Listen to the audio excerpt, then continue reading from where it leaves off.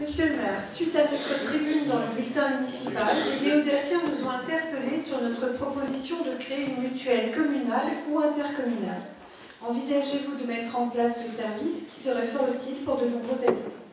Vous avez la parole. Le Centre communal d'action sociale de Saint-Dié-des-Vosges est adhérent de l'UNCAS, Madame Urbès, l'Union nationale des centres communaux d'action sociale, et a à ce titre participé à différentes réunions sur le sujet des mutuelles communales solidaires, comme on les appelle.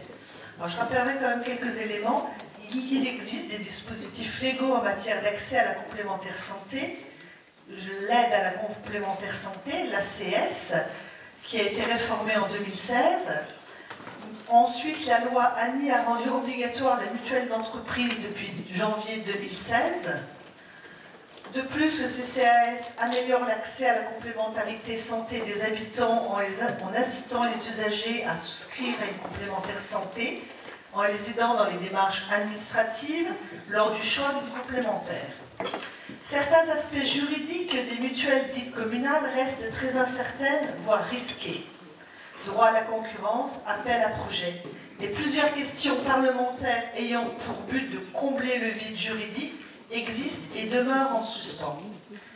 Les mutuelles dites communales étant encore relativement récentes, aucune évaluation n'a pu être réalisée sur leur pertinence à long terme, ainsi que sur leur viabilité juridique et pratique dans la durée. Ainsi, la Mutualité française indique que le tarif unique proposé pour la première mutuelle communale connue a augmenté de 27% entre 2013 et 2016. Le conseil d'administration de l'UNCAS appelle donc à la plus grande vigilance en matière de mutuelle communale et lance un travail de fond pour aider ses adhérents à améliorer l'accès aux dispositifs légaux, dont la complémentaire santé.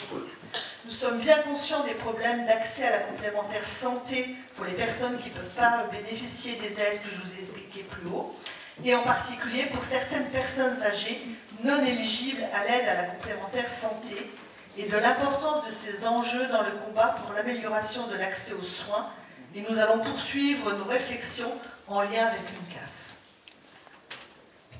Merci Madame l'adjointe au maire. Je précise aussi que c'est un sujet dont j'ai déjà été saisi par M. Michel Feutet, dont j'ai déjà cité le nom tout à l'heure, maire des Arentès de Corcieux, qui m'a demandé il y a déjà plusieurs semaines d'organiser une réunion d'information pour les élus d'intercommunalité, les maires en particulier, sur ce sujet, et que donc cette réunion sera bien organisée au cours de l'année 2018 à destination des maires de l'agglomération.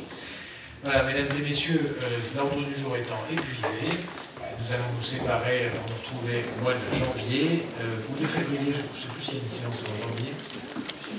Et avant cela, oui, je vois qu'il y a des collègues qui ont plus la mémoire que moi. Je vais demander à tous les collègues de rester dans la salle, bien sûr, pour signer les budgets que nous avons adoptés ensemble. Voilà, bonne soirée à tous et puis bonne fête de fin d'année.